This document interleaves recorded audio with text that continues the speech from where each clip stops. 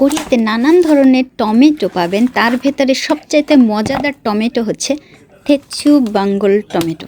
ওই যে বাঙ্গল আমাদের দেশের বাংলার মতো, বুঝছেন, সের জন্যই টেস্ট বেশি। এই টমেটোটা কিনা খাইলে পরে বেশি টেস্ট লাগে, একটু টকটক ভাব আছে, কিন্তু অন্য অন্য টমেটোগুলো সব মিষ্টি, চিনির থেকেও মিষ্টি, বুঝছেন। আমাদের দেশের ওই যে ছানা আছে না, সন্দেশ বানায়, ওই সন্দেশের মতো। তো এই যে টমেটোগুলো কাটলাম, তারপর একটু দেশি পেঁয়াজ গোল গোল করে কাটলাম। মাংস রান্না করছিলাম, বিফ। এই ঠান্ডায় তো বুঝছেন একেবারে জমাট হয়ে গেছে, আমি ফ্রিজে রাখি নাই, ওই এমনি রাখা দিচ্ছি। মাংস তো বেশ খানিকটা নিলাম, আলু নিলাম, হাড্ডিও আছে, বুঝছেন।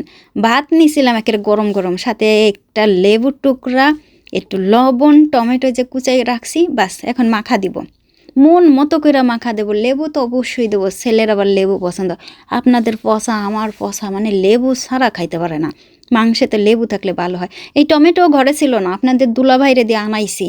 আনাইয়া তারপরে এই যে এখন ভাত মাখাইতেছি। টমেটোর জন্য এতক্ষণ আমরা বসেছিলাম যে কখন টমেটো আসবে ঘরে, তখন আমরা ভাত মাখাই খাবো। মানে আমরা মানে ছেলেটারে ভাত মাখাই দেবো। আমি আবার টমেটো ছাড়া খাইতে পারি, আমার কোনো প্রবলেম হয় না। আমি আবার খুবই ভালো নির্ঝঞ্ঝাট মানুষ। আর পচার মানে টমেটো লাগবে, লেবু লাগবে, বুঝছেন।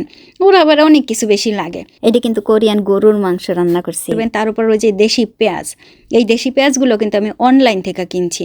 আমি হাট বাজারে কিনতে পাওয়া যায়, তো অনলাইন থেকে কিনলে পরে একটু বেশি সুবিধা হয়, মানে বইয়া নিয়ে আসতে হয় না, এই আর কি। মানে ঘরের দুয়ারে দেওয়া যায় ডেলিভারি। না মানে বুঝেন না, আমরা তো একটু সুবিধাবাদী, মানে যদি বইয়া ঠয়া নিয়ে আসা না লাগে, ঘরের মধ্যে দিয়ে যায়, বুঝেন না।